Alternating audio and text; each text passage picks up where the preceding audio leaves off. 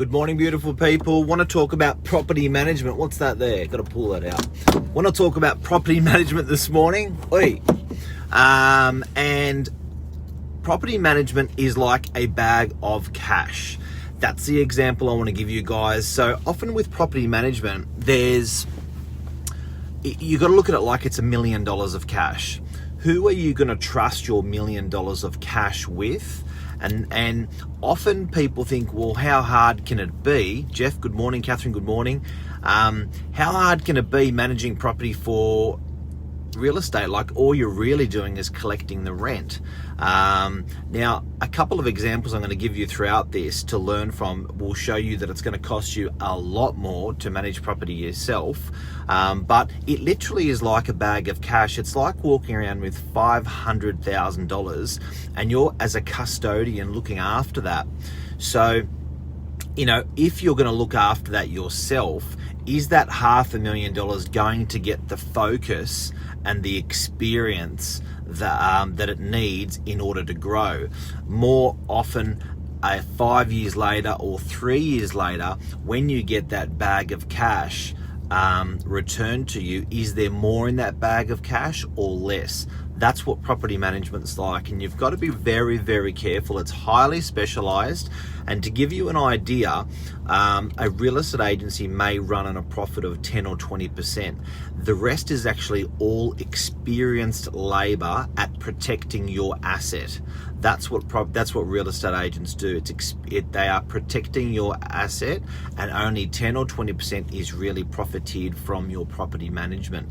So you're actually really saving, and also when you're scaling it, well, you get to manage a lot more property, and it basically, I guess if we were managing one property, it will cost us 5 or 6 times more. Because we're managing so many, you're scaling it, it's cheaper to look after. So you're actually getting an exceptional service. Now, a couple of examples that I just wanted to give you this morning on property management with a pro and property management self-managed and where it can go wrong. One would be, believe it or not, this morning I've got notes, it's very rare. One would be reletting the property and not meeting the market. So you've got to consider that the management fees may be 7% on a $500 property, which is what's that going to be? $3,500, $2,500 to $3,500 a year, say, on a property. Now, if that's the case, that's what you're actually saving. Let me do the maths on that. $500, $35 a week. $1,500 a year. That's what you're saving, right? On a property of $500 a week. Now, the risk of that $1,500 and the full service that we offer, one would be the not reletting at market. So with the rental market, it actually fluctuates. Sometimes it's actually growing all the time, and sometimes lately, in particular the last year or two, the rents are chipping back a little bit. Not that scary when your interest rates are going down, but when an owner puts a property back on the market, they may be getting, say, $550 a week. When they put it back on the market, they just assume that they're going to get $550 a week again. Now, how many weeks does it take for the owner? How many Saturdays or how many showings does it take for the owner who's self-managing to actually realize that, I may be a little bit above the market? That mistake, be it 1 week or 2 weeks or 3 weeks, is $500 freight. So just on reletting, not being specialized with where the market is and being able to read that market, you can blow up $1,500. Now, if you do find a tenant, just bear in mind that it's actually 3 weeks. It's 3 weeks generally before they want to move in, because they have to give 3 weeks notice where they are. So be really careful on self-managing your property when it comes to reletting and getting that rental figure right, because you can blow up a lot of rent. Hey, and there's an example, you may as well just have it self-managed yourself. It's another thing is it's not your core business. So just imagine what you do as your core business and what you were like in year one as opposed to year 5. Now, to give you an example, I think you're regarded as an absolute pro. I think I read somewhere it was if you've done it for 5,000 hours, right? You've made all the mistakes. That's with one property. Imagine when you're managing lots, you actually get really good at it. So guys, your core business, what you love, do it and do it well, and farm off the work to a real estate agent to manage your property.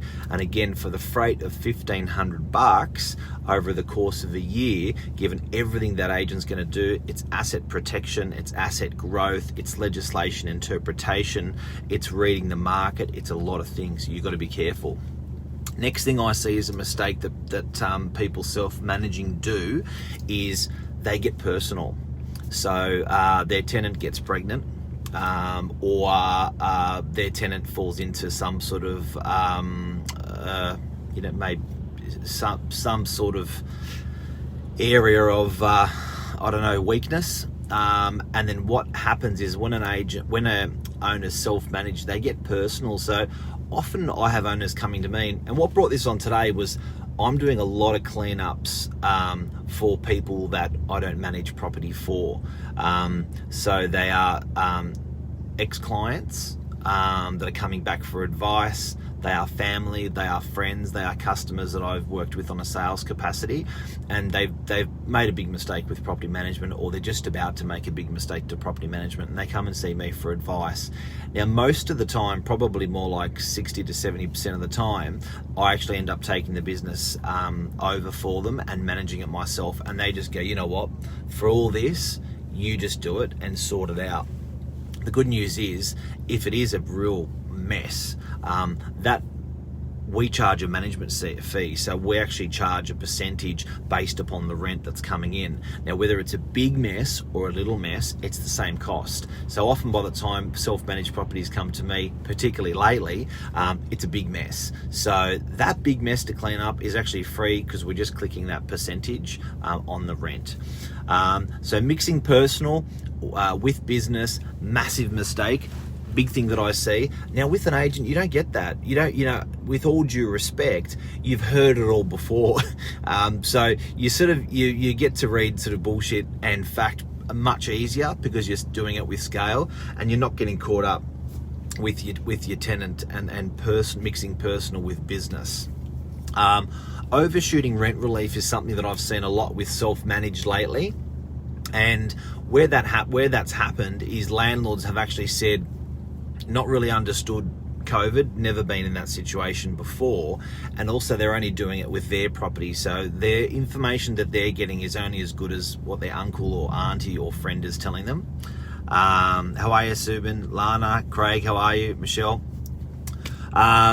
So the information they're getting is as good as the non-professional industry people is giving that information. So with self-managed property, mixing that overshooting of rent relief has been interesting because people have actually given away a lot more rent than they actually should have, because they've often overshot what the legislation has been guiding us on. They did it too early. They got too compassionate, caught up. They were scared. A big thing with an agent is they're going to fight for you. So it's almost like you're employing a professional boxer in a way, and a bit of a heavyweight rather than a lightweight. So they're not going to crush your tenants and get rid of your tenant, but they're always going to be your strength, your body, your strength for you in property management.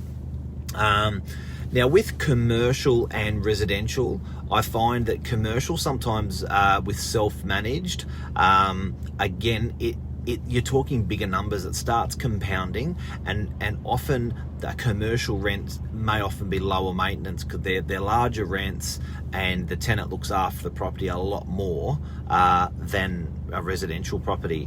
So lately, again, the big thing I've seen people coming undone is rent relief and understanding interpretation of the law.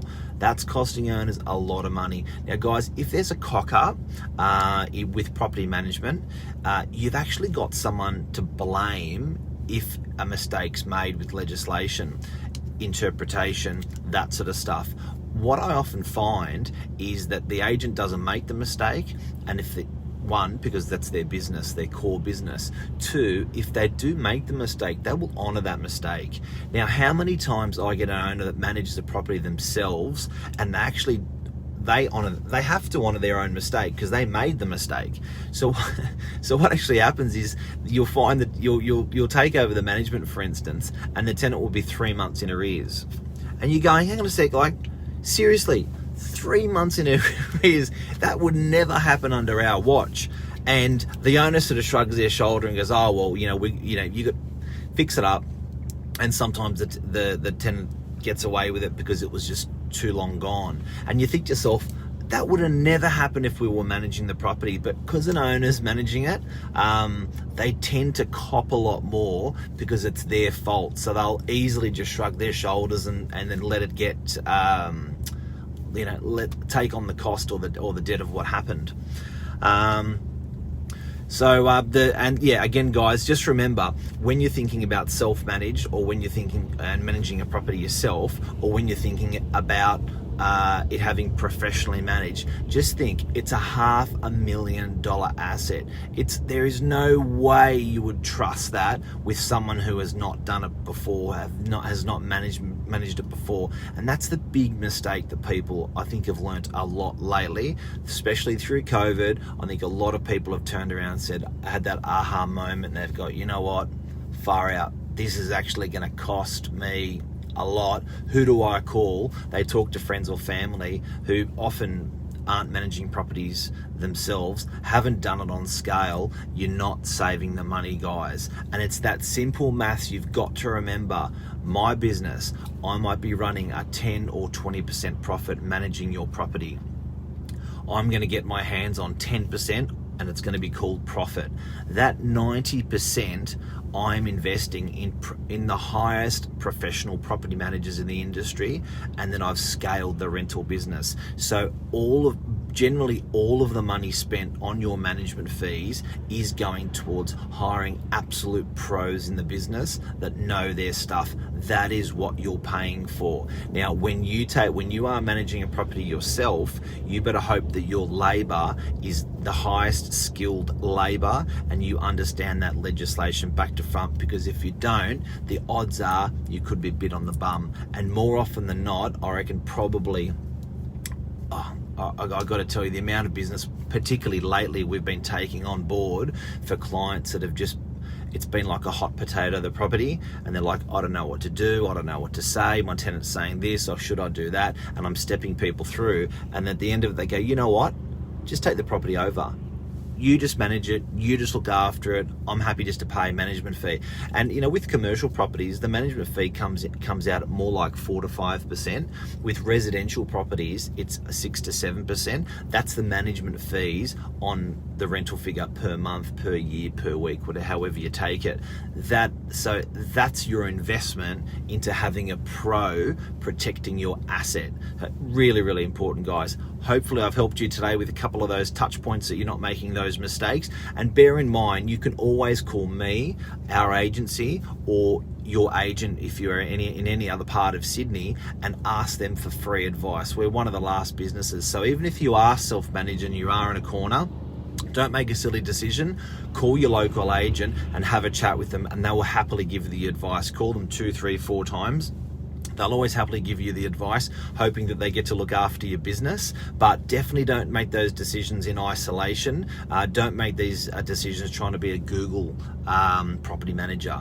A Google property manager, you will make a mistake. Talk to the pros. They will give you free advice. Give your property to the pros, and they will actually give you they won't make the mistakes. They won't walk you into a fire. Hopefully helped you guys today. Love ya. See ya. Super Saturday. Have a great day.